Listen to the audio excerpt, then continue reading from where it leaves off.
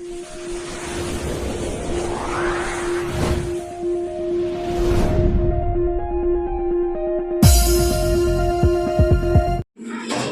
Morning बच्चों। तो आज के चैप्टर में हम लोग देखेंगे ट्रायंगल एंड इट्स एप्लीकेशन। ठीक है, त्रिभुज और इसका एप्लीकेशन यानी अनुप्रयोग। किस किस टाइप के क्वेश्चन में इस ट्रायंगल का एप्लीकेशन आता है। ठीक है ना, तो वो हम देखने से पहले कुछ ट्रायंगल्स के बारे में अबाउट द ट्रायंगल हम डिस्कस करना चाहेंगे। तो जैसा कि हम लोग जानते हैं कितने टाइप के ट्रायंगल होते हैं, 6 प्रकार के ट्रायंगल होते हैं ना। बेस्ड ऑन एंगल 3 टाइप के होते हैं, बेस्ड ऑन आर्म्स यानी भुजा 3 टाइप के होते हैं, यानी 6 टाइप का। There are 6 type of triangle. ठीक है ना, 6 प्रकार के होते हैं। इन 6 प्रकार के ट्रायंगल में हम एक टाइप का ट्रायंगल यदि ले लें, right angle triangle. Right angle triangle की बात करें तो राइट एंगल ट्रायंगल मीन्स एक एंगल हमारा होता है 90 डिग्री का, और बाकी 2 जो एंगल होते हैं बिलो 90 डिग्री होते हैं, क्योंकि बाकी दोनों एंगल का सम 90 होना चाहिए। ठीक, रीजन ये है कि तीनों एंगल का सम 180 होता है, जैसा कि हम लोग जानते हैं ऑलरेडी। ठीक है ना, तो ये यदि हम कुछ भी मान सकते हैं, हो सकता है ये 45 हो, या ये 30 हो, ये 30 हो, दूसरा 60 हो, कुछ भी कॉम्बिनेशन हो सकता है, ये कोई फिक्स नहीं होता। चले हम अपनी ऑन द टॉपिक पर बात करें तो इसमें जैसा कि हम जानते हैं इसको हम क्या कहते हैं, बेस। ये हमारा होता है बेस, होता है ना, ये होता है परपेंडिकुलर, यानी it is denoted by P, और बेस को हम बी से डिनोट करते हैं, बी। तो ये जो तिरछी ऊंचाई दिख रही है दैट इज कॉल्ड हाइपोटेनस, इसको हम हाइपोटेनस कहते हैं, हिंदी में कर्ण कहते हैं। ठीक है ना, तो ये हमारा हाइपोटेनस है, इसको हम एच से डिनोट करते हैं। तो ये एंगल की भी हम देखेंगे कि एंगल की वैल्यू कैसे निकाले, how can find the value of angle of a given triangle. ठीक है ना, डिफरेंट टाइप ऑफ एंगल जैसे लाइक दिस 0, 30, 45, 60, 90। अदरवाइज भी हम निकाल सकते हैं, 15 का निकाल सकते हैं, 75 का निकाल सकते हैं by using the formula of trigonometry. a plus B, A minus B, वो बहुत सारे फार्मूला मिलेंगे देखने को, कोई दिक्कत नहीं, देखा जाएगा अकॉर्डिंग टू द टॉपिक। तो अभी यदि हम ये देख लिए परपेंडिकुलर, इसको बेस कहते हैं, इसको हाइपोटेनस कहते हैं। ठीक है ना, अब थोड़ा सा चले हम ट्रिगोनोमेट्रिक एप्लीकेशन मीन्स हम ट्रिगोनोमेट्रिक एप्लीकेशन देखना चाहते हैं। ठीक है ना, in this video we discuss on the application of triangle based on trigonometric application. त्रिकोणमिति पर एप्लीकेशन कैसे होता है ट्रायंगल का। ठीक, डायरेक्टली यदि हम बोले तो हम ये एप्लीकेशन देखेंगे हाइट एंड डिस्टेंस का एक चैप्टर है, जो कि मोस्ट इम्पॉर्टेंट चैप्टर है for the examination point of view 2025। ठीक है ना, तो ये रिवाइज किया जा सकता है कि कैसे क्वेश्चन को हम सॉल्व करें। उस क्वेश्चन को सॉल्व करने में जो जो चीज हमें कंसेप्ट चाहिए, वो सारे कंसेप्ट पर हम क्या करने जा रहे हैं, डिस्कस करने जा रहे हैं। ठीक है, तो ये यदि हम ट्रायंगल देख लिए, एक राइट एंगल ट्रायंगल के बारे में हम डिस्कस कर रहे हैं, तो यहाँ हम एक लिखते हैं साइन, फिर लिख दिए कॉस, नेक्स्ट लिख दिए टेन, कॉट, सेक, कोसेक। ठीक है, अब ये माइंड में है, ये sign, cos, tan, cot, sec, cosec, ये क्या है, ये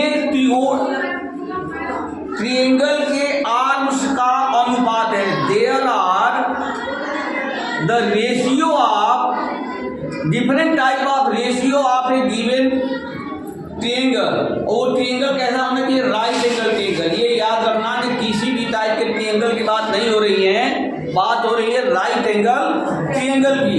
तो ये तीन भुजा है ना, परपेंडिकुलर, बेस एंड हाइट, इन तीनों भुजाओं का दो भुजा का किन्हीं दो भुजा के अनुपात को हम रिप्रेजेंट करते हैं sine cos tan cot sec cosec से। ठीक है, सपोज करें हम ये यदि थीटा ले लें, ठीक है, हम यहाँ क्या ले लें, थीटा। अब ये थीटा क्यों ले लें, क्योंकि अकॉर्डिंग टू द थीटा हमारा बेस और परपेंडिकुलर चेंज होता है। According to the theta base और परपेंडिकुलर क्या हो जाता है, चेंज हो जाता है। परपेंडिकुलर मीन्स क्या, आराम से यदि हम लोग भोजपुरी या देहात टाइप की भाषा से ही समझना चाहें तो हमारे सामने जो सीधे खड़ा पोर्शन दिखेगा that portion is called perpendicular, उसको हम क्या बोलेंगे, परपेंडिकुलर। हमारे सामने जो खड़ा दिखे वो परपेंडिकुलर और जो पड़ा दिखे वो बेस। जो खड़ा है परपेंडिकुलर है, जो पड़ा है वो बेस है। पड़ा मैंने पड़ा नहीं है, ठीक है ना, पड़ा मैंने नीचे पड़ा है। ठीक है, तो ये इस एंगल के सामने यदि हम देखें सामने तो ये हमारा खड़ा दिखेगा, ठीक है ना, और ये नीचे वाला जो लाइन है ये हमारा पड़ा दिखेगा, ठीक है ना। यानी ये हमारा हॉरिजॉन्टल है, ये हमारा वर्टिकल है। तो vertical portion of the vertical arms, vertical side of the triangle is called perpendicular, ठीक है ना। जो वर्टिकल हमारा दिखेगा वो परपेंडिकुलर है और जो हॉरिजॉन्टल दिखेगा वो हमारा बेस है। अब चलो यदि हम इसको ये ऊपर वाले को यदि हम थीटा ले लें, यहां से कोई देखना चाहे तो हमें खड़ा कौन सा दिखेगा, ये खड़ा दिखेगा, बेस खड़ा दिखेगा और परपेंडिकुलर जो पहले था अब वो पड़ा दिखेगा, दिखेगा ना। ये हो इससे हम देखेंगे कि कौन परपेंडिकुलर है और कौन सा हमारा साइड बेस है, ठीक है ना। इसलिए थीटा इंडिकेट करना मस्ट है in the ratio of side, like है sine cos tan cot sec cosec. जब तक हम यहाँ थीटा न लिखें तब तक इस sine cos tan cot sec cosec का कोई औचित्य नहीं है, ठीक है ना। तो हम इन सब में क्या करेंगे, थीटा लिखेंगे, theta theta theta theta theta और थीटा। इसका हिंदी भी नाम होता है, जो हिंदी सिलेबस के अकॉर्डिंग पढ़ते हैं। वैसे तो यूपी बोर्ड हो या सीबीएसई बोर्ड हो, sine theta cos theta tan theta cot theta sec theta cosec theta ही चलता है, लेकिन इसका हिंदी नाम भी होता है। हिंदी नाम यदि देखना चाहो तो इसको बोलते हैं ज्या, इसको बोलते हैं कोज्या, ठीक है। ऑस्क, ऑस्क, ब्यूको, ब्यूजिया, ठीक है। ऑस्क, कास्प, ज्या, कोज्या, ऑस्क, कास्प, ब्यूको, ब्यूजिया। लेकिन ये कहीं चलता नहीं है, ये 10 साल 20 साल की किताबों में कहीं लिखा हुआ दिख जाता था, लेकिन ये नाम कोई कहीं चलता नहीं है, ठीक है। लेकिन माइंड में होना चाहिए, ठीक है ना। कोई बाउंडेशन नहीं है। सपोज करो कोई कहीं लिख दे कि ज्या का स्क्वायर प्लस कोज्या का स्क्वायर, कोज्या का square is equal to what, क्या होता है। तो ये कुछ नहीं है, ये साइन का साइन थीटा का स्क्वायर प्लस कॉस थीटा का स्क्वायर लिखा हुआ है, इसका मान एक होता है। लेकिन यदि किसी को ये पता न चले कि ज्या मीन्स क्या होता है, कोज्या मीन्स क्या होता है, तो कहानी फंसेगी। वो तो जानता हुआ बच्चा भी कुछ बोल नहीं पाएगा। जैसा कि ये अपने लेवल की बात नहीं है कि हम लोग 9th 10th के बारे में पढ़ रहे हैं तो इसी में ऐसा बातें आ रही है। कहीं ऐसे ऐसे नाम मिल जाता है ना, जो नाम की जिस नाम को कहीं प्रचलन नहीं है लेकिन वो नाम उसका होता है, वो पूछ दिया जाता है क्वेश्चन में, जानते हुए भी लोग कहेंगे ये कौन सा इक्विपमेंट है। जैसा कि ट्रांसफार्मर, हम सब जानते हैं ट्रांसफार्मर के बारे में, जानते हैं ना, देखे भी हैं, डिफरेंट टाइप ऑफ ट्रांसफार्मर देखे हैं, shape and size and rating according to the rating. लेकिन ट्रांसफार्मर बुक में भी ट्रांसफार्मर लिखा रहता है। ट्रांसफार्मर का शुद्ध हिंदी नाम होता है परिणामित्र, ठीक है। तो टेक्निकल में भी होता है, ऐसा कुछ नहीं है, टेक्निकल बहुत सारे ऐसे पॉइंट मिलेंगे, ठीक है ना। जैसे हम लोग एम्पलीफायर जानते हैं, एम्पलीफायर भी होता है प्रवर्धक, ठीक है ना। सिंगल स्टेज एम्पलीफायर, एकल स्तरीय प्रवर्धक।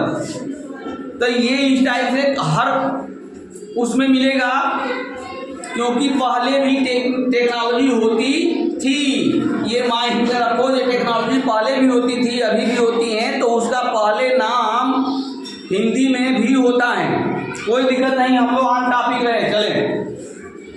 तो ये हमने वो बोला था कि ये साइन कास्ट टैन काट से कोसेक, ये होता क्या है, ratio of the side of A right angle triangle हम लेके चलते हैं।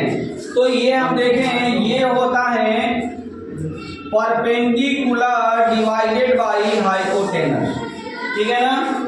यानी परपेंडिकुलर बाई हाइपोटेनस का कहीं रेशियो दिया हो, that is called sine theta. तो वो वैल्यू किसकी होती है, साइन थीटा की वैल्यू होती है, ठीक है। Similarly cos theta is equal to हो जाता है बेस डिवाइडेड बाई हाइपोटेनस, ठीक है। नंबर थर्ड, टेन थीटा बराबर हो जाता है परपेंडिकुलर डिवाइडेड बाई बेस। तो ये इन जनरल तीन का रेशियो यदि हम देख लिए तो बाकी जो तीन दिख रहा है ना नीचे, वो साफ इसका अपोजिट रेशियो होता है। यानी टेन का अपोजिट काट होता है, कॉस का अपोजिट सेक होता है, साइन का अपोजिट कोसेक होता है। तो तीन का रेशियो यदि माइंड में है, the ratio of 3 is in your mind, तो बाकी तीन रेशियो याद करने की जरूरत नहीं है, अपोजिट हो जाता है। काट इज इक्वल टू हो जाता है बी बाई पी, ठीक है। शेक इज इक्वल टू हो जाएगा B by H by B, H by B, और कोसेक इज इक्वल टू हो जाएगा एच बाई पी। तो ये हमारा रेशियो हो गया, ठीक। और ये रेशियो यदि हो गया तो अभी हम बहुत ही रोमांचक टॉपिक अभी हम लोग देखेंगे। जैसा कि बच्चों से जनरली पूछा जाता है, साइन 30 का मान क्या होता है, कॉस 45 का मान क्या होता है, टेन 60 का मान क्या होता है, और बच्चा परेशान हो जाता है कि इसका मान टेबल, एक इन योर बुक टेबल भी प्रोवाइड किया गया है, ये टेबल से मान वो माइंड दौड़ाएगा, जो टेबल में मान क्या लिखा हुआ है उसके अकॉर्डिंग वो याद करके बताएगा। कुछ नहीं करना, मान यहाँ से निकालने आना चाहिए, मान निकलेगा। साइन काट टैन काट सेक कोसेक सबका मान क्या होगा, अभी निकलेगा, जो कि हम अभी तुरंत दिखाने जा रहे हैं।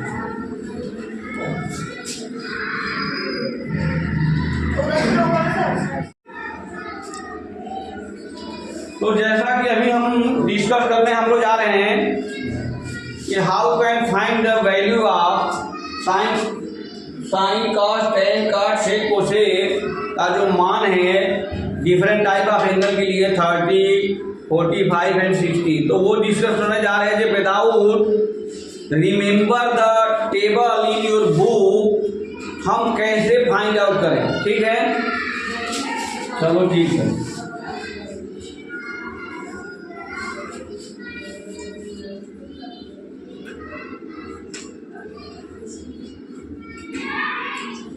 अब हमने एक ट्रायंगल ड्रा किया, इक्विलेटरल ट्रायंगल मीन्स सभी भुजाएं क्या होनी चाहिए, इक्वल होनी चाहिए, ठीक है ना। यदि सभी साइड इक्वल है इट मीन्स की एंगल भी सारे क्या होंगे, इक्वल होंगे। तो ये हमारा एंगल आ गया 60, ये भी एंगल आ गया 60, ये एंगल आ गया 60, ठीक है।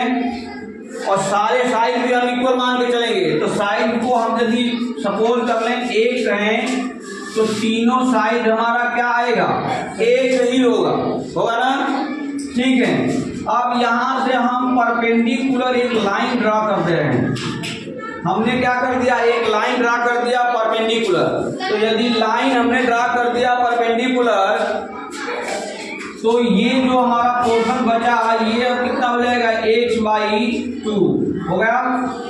ये हमारा हो गया x/2 यानी पूरे बेस का हाफ हो गया ना, ठीक है। और ये हाइपोटेनस हमें पता है, बेस भी पता है।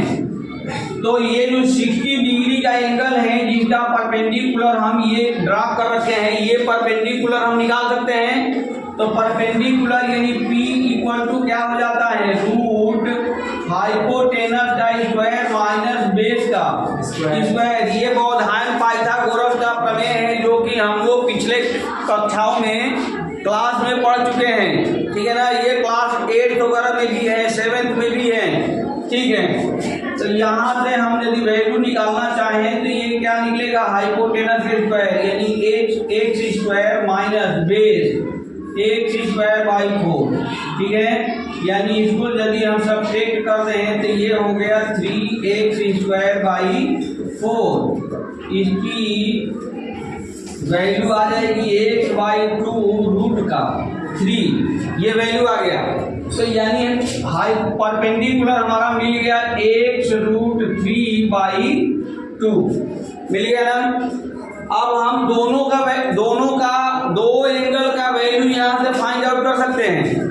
ये तो हो गया 60 या ये कितना हो जाएगा 30, क्योंकि 60 का लंबरदार हम कर किए हुए थे, ठीक है ना। तो आधा आधा हो गया था ना, 30 हो गया था।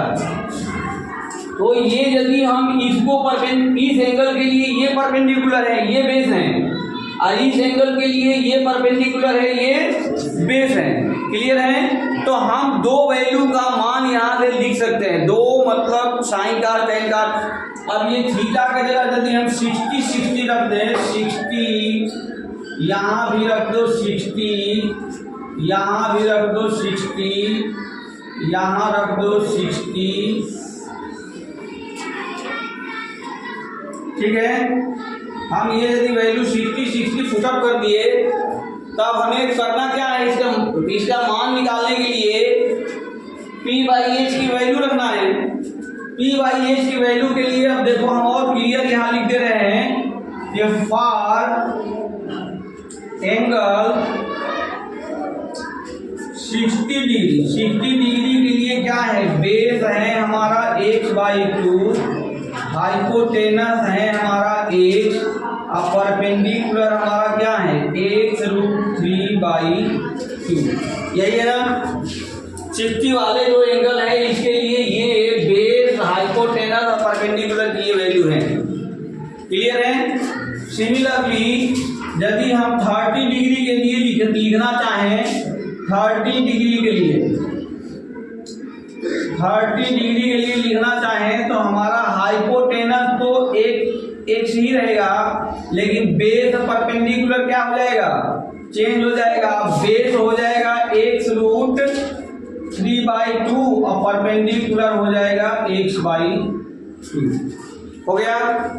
क्योंकि इस एंगल के लिए ये परपेंडिकुलर है और ये बेस है, इस एंगल के लिए ये हमारा परपेंडिकुलर है, ये बेस है।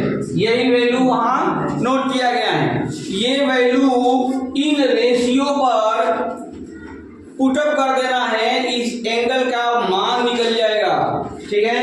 पुटअप करो, हम 60 के लिए पुटअप करना चाहते हैं P/H यानी x√3/2 डिवाइडेड बाई बेस, नहीं हाइपोटेनस यानी x।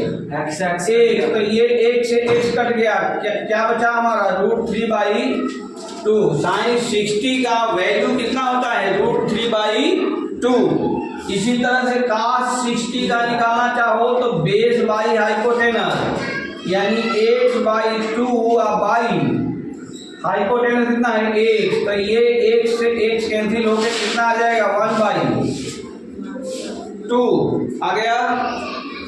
tan 60 का निकालो p बाई b, p कितना है x√3 बाई 2 बाई b, यानी बाई x बाई 2, 2 से 2 गया, x से x गया, कितना आ गया वैल्यू √3।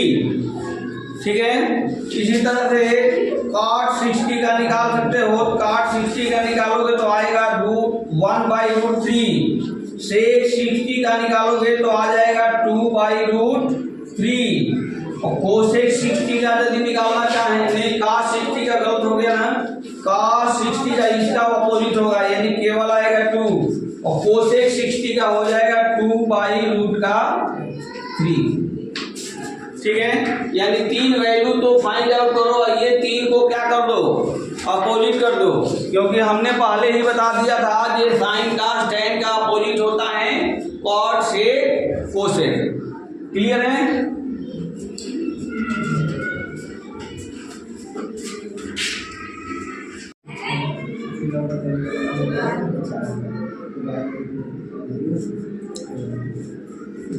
सिमिलरली जैसे हम लोग 60 डिग्री के वैल्यू फाइंड आउट किए, वैसे 30 डिग्री के वैल्यू में हम राइट डाउन कर सकते हैं। चलो एक तो लिख के हम देखते हैं, बाकी तो लिख जाएगा। सबसे पहले 60 को क्या कर देना है 30 करना है, 30 डिग्री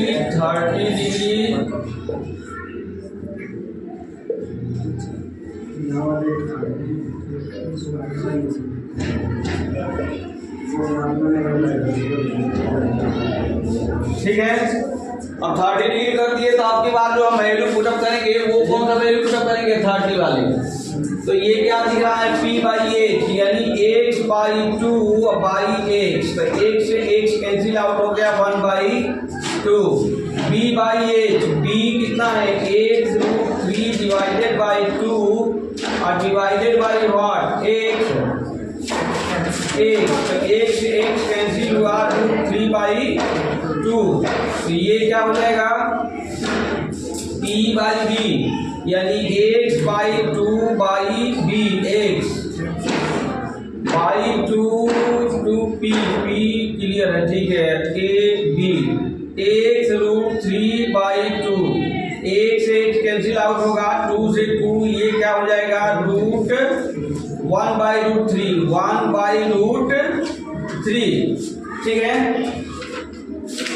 बाकी cot से कोसेक हम राइट डाउन कर सकते हैं, tan के अपोजिट कर दो, ये हो गया √3 sec 30 यानी 2 बाई √3, कोसेक हो गया हमारा 2। ठीक है, अब हम यदि देखना चाहें 45 डिग्री का, 45 डिग्री की वैल्यू भी खूब आसानी से देख सकते हैं, कुछ नहीं है। 45 डिग्री किस ट्रायंगल में मिलने की पॉसिबिलिटी है, राइट एंगल ट्रायंगल में, लेकिन कंडीशन है कब दोनों 45 डिग्री दोनों हमारा बेस और परपेंडिकुलर क्या हो जाए सेम हो जाए। तो यदि परपेंडिकुलर दोनों सेम हो जाएगा in the case of right angle triangle में, ये राइट एंगल ट्रायंगल हमने ड्रा किया और ये हमारा बेस है, ये परपेंडिकुलर है, हाइपोटेनस है। तो यदि बेस भी x है परपेंडिकुलर भी x है, इट मीन्स कि ये एंगल और ये एंगल दोनों एंगल क्या हो जाएंगे इक्वल हो जाएंगे। ठीक है, क्योंकि समान भुजा के सामने का कोण क्या होता है समान होता है।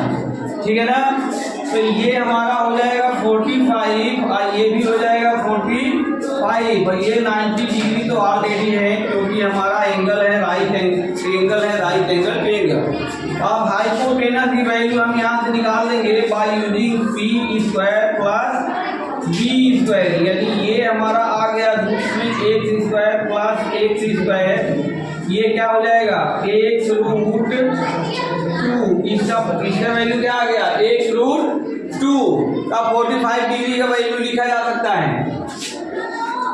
साइन थीटा क्या होता है p/h होता है ना, और p/h यानी p कितना है हमारा x, h कितना आ गया x रूट 2, इसकी वैल्यू कितना आ गया 1/√2। ठीक है, cos थीटा यानी cos 30 डिग्री, 45 डिग्री, ये भी हमारा थीटा नहीं है 45 है, तो इसका वैल्यू भी आएगा 1/√2 tan 45, ये क्या होता है परपेंडिकुलर बाई बेस, यानी दोनों वैल्यू हमारा x है, कैंसिल आउट होगा, क्या आ जाएगा 1। ठीक है, तो इस तरह से हम 45 डिग्री का भी वैल्यू क्या कर सकते हैं, निकाल सकते हैं। बहुत ज़्यादा जरूरी नहीं है कि हमेशा याद रखें, ठीक है ना। These are depend on your mind concentration and क्या प्रोसीजर, कि how can find the value of angle in a given triangle. ठीक है ना, तो यहाँ से हम निकाल सकते हैं। अब हम चलेंगे सीधे डायरेक्टली कहाँ, एंड इट्स एप्लीकेशन पर। And its application means height and distance, हमारा पॉइंट ऑफ व्यू है हाइट एंड डिस्टेंस का क्वेश्चन हम देखेंगे कि हाइट एंड डिस्टेंस में ये सब जो अभी हम लोग कंसेप्ट पढ़े हैं, इस कंसेप्ट का क्या क्या एप्लीकेशन है, कैसे एप्लीकेशन है। ठीक है जी,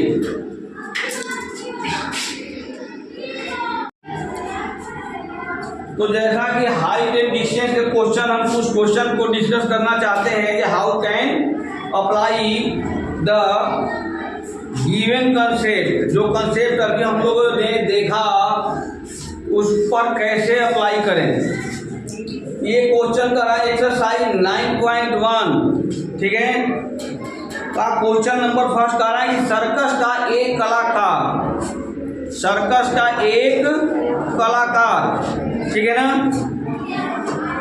एक 20 मीटर लंबी डोरी पर चढ़ रहा है। 20 मीटर लंबी डोरी पर क्या कर रहा है, चढ़ रहा है, जो अच्छी तरह से तनी हुई है और भूमि पर सीधे लगे खंभे के शिखर से बंधा हुआ है। ठीक है, यदि भूमि स्तर के साथ डोर द्वारा बनाया गया कोण 30 डिग्री का हो तो खंभे की ऊंचाई क्या करना है, फाइंड आउट करना है, ज्ञात करना है। तो अब देखना है, ये कह रहा है कि एक सर्कस का कलाकार है जो कहाँ चढ़ रहा है, एक डोरी पर चढ़ रहा है। वो डोरी कहाँ है, एक खंभा है। तो खंभा कैसे होता है, खंभा परपेंडिकुलर होता है। तो हम एक लाइन खींचेंगे सबसे पहले परपेंडिकुलर। ये हमारा जमीन है, ये हमारा क्या है, ये हमारा जमीन यानी अर्थ है।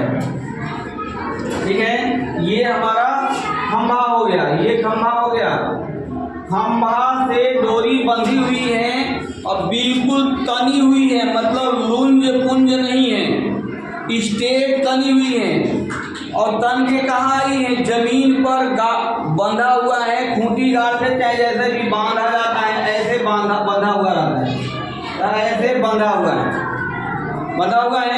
इस डोरी की लंबाई दे रखा है इन योर क्वेश्चन 20 मीटर। ये एंगल दे रखा है, लेंथ दे रखा है डोरी का। और ये जो जमीन पर डोरी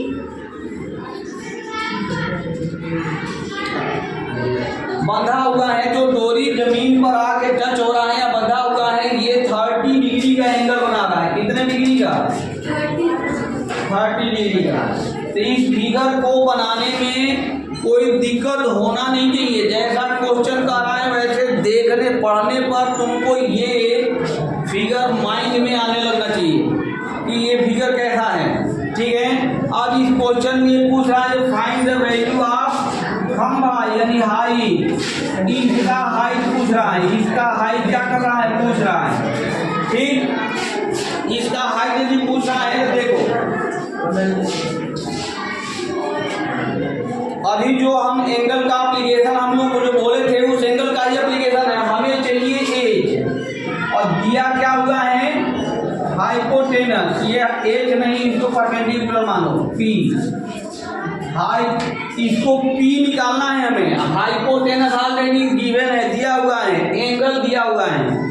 तो हम अपने माइंड को थोड़ा सा क्या करेंगे, रिकॉल करेंगे कि हाइपोटेनस परपेंडिकुलर में कौन सा त्रिकोणमितीय अनुपात होता है।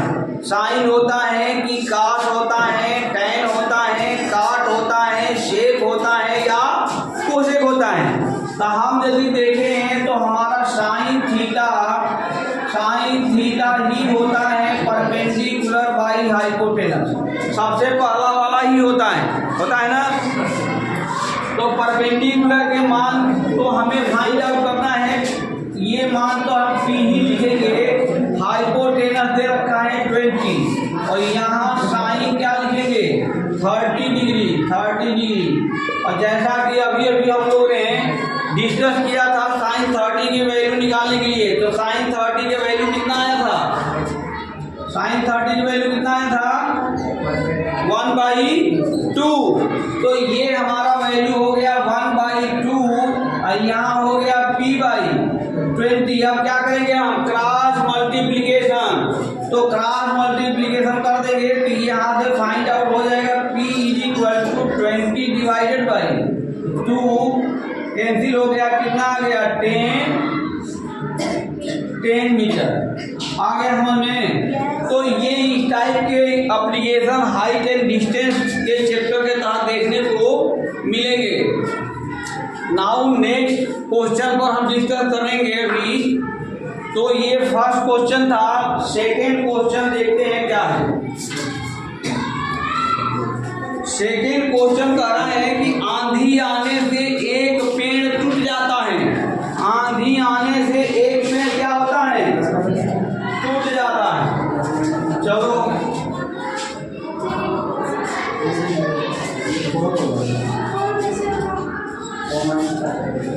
यदि हाइट एंड डिस्टेंस के क्वेश्चन में यदि फिगर ड्रा हो गया सही तो कैलकुलेशन क्या होता है, बहुत ही इजी होता है।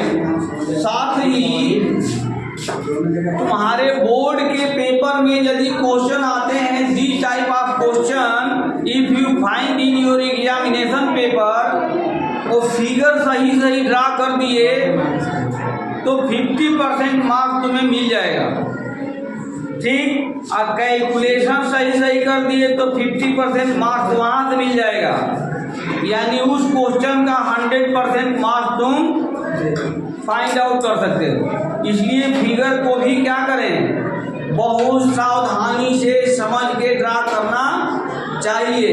अदरवाइज यदि फिगर गलत तो कैलकुलेशन कोई भी संभावना नहीं है कि कैलकुलेशन सही हो जाए, वो गलत निकलेगा। ठीक है, क्वेश्चन नंबर सेकेंड कह रहा है कि आंधी आने से एक पेड़ टूट जाता है। तो पेड़ कैसे रहता है, जमीन पर लेटा हुआ नहीं, परपेंडिकुलर सीधा रहता है। तो ये हमने मान लिया कि ये हमारा एक पेड़ है। ठीक है ना, ये तो पेड़ जमीन पर ही रहता है तो ये तो हमारा जमीन है। ठीक है, ये मान लेते हैं आंधी आने से यहाँ से टूट गया। तो टूटेगा तो कहाँ जाएगा, कुंभ मेला में नहाने नहीं ना, जमीन पर झुकेगा, झुक जाएगा ना। तो ये टूट के यहाँ से जमीन पर आके कहीं टच हो गया। ठीक, तो ये टच हो गया और जहाँ जमीन पर ये टच हो रहा है वहाँ 30 डिग्री का एंगल बना रहा है। यानी यहाँ एंगल बना रहा है 30 डिग्री का। ठीक है ना। पेड़ के पाद बिंदु की दूरी, पेड़ के पाद बिंदु, इसे पाद बिंदु बोलते हैं। ठीक, पेड़ के पाद बिंदु की दूरी नहीं, पाद बिंदु ये नहीं है, पाद बिंदु ये है। यानी बेस, मेन क्या मान लो बेस, बेस को ही ये पाद बिंदु बोल रहा है हिंदी में। ठीक है, कोई दिक्कत नहीं। तो पाद बिंदु से जहां शिखर टच हो रहा है उसकी दूरी 8 ये कितना है 8 मीटर है, यानी 8 मीटर दे रखा हुआ है। ठीक है, पेड़ की ऊंचाई याद करो, find the height of the tree. ये कह रहा है कि पेड़ की ऊंचाई याद करो। तो देखो पेड़ की ऊंचाई, ओरिजिनल ऊंचाई तो हमारा क्या है, ये है ना, ओरिजिनल ऊंचाई हमारा ये है, ये ओरिजिनल ऊंचाई है। ठीक, तो हमें ओरिजिनल ऊंचाई के लिए क्या करना है, ये तो निकलेगा ही निकलेगा, निकलेगा ना, और ये जो टूट के झुका है ये भी निकालना है, यानी हाइपोटेनस चाहिए। और जो अभी हमारा प्रेजेंट में जो हमारा ट्रायंगल बन रहा है इसका परपेंडिकुलर चाहिए। इन दोनों को यदि हम सम कर दें तो original height of the tree मिल जाएगा, यानी original height of the tree, original height of the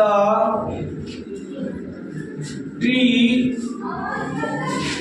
equal to क्या हो जाएगा, हाइपोटेनस प्लस परपेंडिकुलर।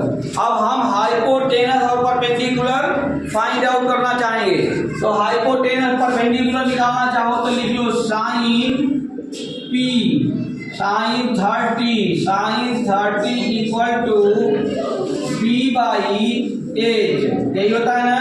अब पी की वैल्यू कितना है निकालना है, फाइंड आउट करना है, तो पी रहने दो, एच कितना है, एच नहीं दिया है, तो अभी हम इस फार्मूले को यूज नहीं कर सकते। ठीक है, आप देखो हम इसीलिए हम पहले क्वेश्चन में बोले थे कि पहले चेक करो कि कौन कौन सी भुजा साइड दिया है, तो हमें बेस पता है, बेस पता है ना, तो बी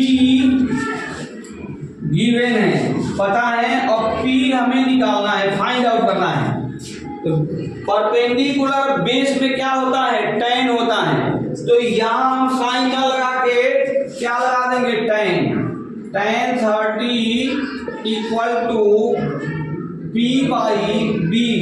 ठीक है, और tan 30 की वैल्यू कितना होता है, 1 बाई रूट 3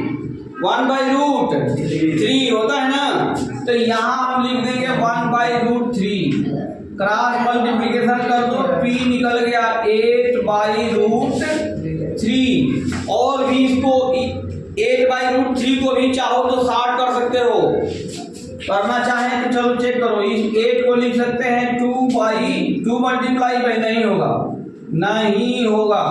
अब ये 60 नहीं हो रहा है ना, नहीं हो रहा है, चलो ठीक है कोई दिक्कत नहीं। अब हमें क्या निकालना है, एच निकालना है। एच अब कहीं से निकाल सकते हो, चाहे साइन लगा दे, 2 हमें मिल गया, यानी बेस हमें पता हो गया, परपेंडिकुलर पता हो गया, तो पी हम कैसे भी निकालना चाहे तो निकल जाएगा। लाइक है, यदि त्रिकोणमितीय फंक्शन नहीं भी लगाना चाहते हो रेशियो वाला, तो ये डायरेक्ट भी निकल जाएगा, रूट में P square plus B square, यहाँ से भी निकल के आ जाएगा ये। अदरवाइज यदि साइन का tan पर निकालना चाहते हो तो यहाँ से निकाल लो। तो ये अब हम लिखेंगे sine 30 equal to P by क्या होता है, एच की वैल्यू निकल गया है क्या, अच्छा पी निकल चुका है, पी हमारा निकल चुका है, कोई दिक्कत नहीं। तो साइन 30 की वैल्यू कितना हो गया, 1/2 इक्वल टू पी आ चुका है 8 by root 3 divided by H. ठीक है, यहाँ से हम क्रॉस मल्टीप्लिकेशन करें तो ये 2 कहाँ चला जाएगा, ऊपर, तो यहाँ से आ गया हमारा h equal to 16 by root 3 आ गया। अब h की वैल्यू भी आ गया, अब p की वैल्यू भी हमें फाइंड आउट हो गया। तो ये यदि हमारा दोनों निकल गया है तो ओरिजिनल हाइट आप लोग t लिख सकते हैं ना, क्या कितना आ जाएगा यहाँ, 8 divided by root 3 plus h 16 divided by root 3, यानी कितना हो गया 24 डिवाइडेड बाई रूट 3 हो गया। अब ये 60 हो सकता है, 8 के टेबल में 24 आता है ना 3 बार में, तो इसको हम लिख सकते हैं 8 multiply by 3 divided by root 3, otherwise लिख दो 8 मल्टीप्लाई बाई ये जो 3 लिखा गया है इसको डबल रूट में हम लिख सकते हैं, मल्टीपल में। तो इसको लिख सकते हैं √3 मल्टीप्लाई बाई √3 डिवाइडेड बाई √3। √3 से √3 कैंसिल, यानी कितना आ गया 8√3। ठीक है। और भी यदि इसके ओरिजिनल और वैल्यू कैलकुलेट करना चाहो तो √3 के वैल्यू भी हम पुटअप कर सकते हैं 1.732 मल्टीप्लाई बाई 8, और जो आए वो हमारा original height of the tree हो जाएगा। वैसे 8√3 भी लिखने में कोई दिक्कत नहीं है, कोई परहेज नहीं है, इतना मीटर जरूर लिख देना, मीटर। आ गया समझ में? तो ये इस टाइप के क्वेश्चन हाइट एंड डिस्टेंस का इन योर सिलेबस गिवन है, जो कि इंपॉर्टेंट क्वेश्चन है। Maximum number of in your question paper पूछा जाता है, 4 या 6 नंबर में क्वेश्चन आते हैं इस टाइप के। ठीक है ना? तो इस क्वेश्चन पर भी क्या करें आप लोग, ध्यान दें, दोहराएं और क्वेश्चन देखना है। तो इस वीडियो में आज यहीं तक रखते हैं। नेक्स्ट कॉन्सेप्ट, बाकी बहुत सारे त्रिकोणमिति में इसका एप्लीकेशन है। ठीक है ना? त्रिकोणमिति का एप्लीकेशन है, वो धीरे धीरे हम लोग अगले वीडियो में देखते रहेंगे। ठीक है। यदि किसी को बोर्ड से रिलेटेड कोई भी टॉपिक कंफर्म करना हो तो कृपया कमेंट बॉक्स में उस टॉपिक का नाम अवश्य दें, ताकि बोर्ड के पेपर से पहले उस टॉपिक पर डिस्कस किया जा सके। Thank you very much. जय हिंद, जय भारत। साथ ही study with SNM sir channel को लाइक, सब्सक्राइब और शेयर करना अवश्य न भूलें, ताकि सबका साथ सबका विकास हो सके। Thank you very much.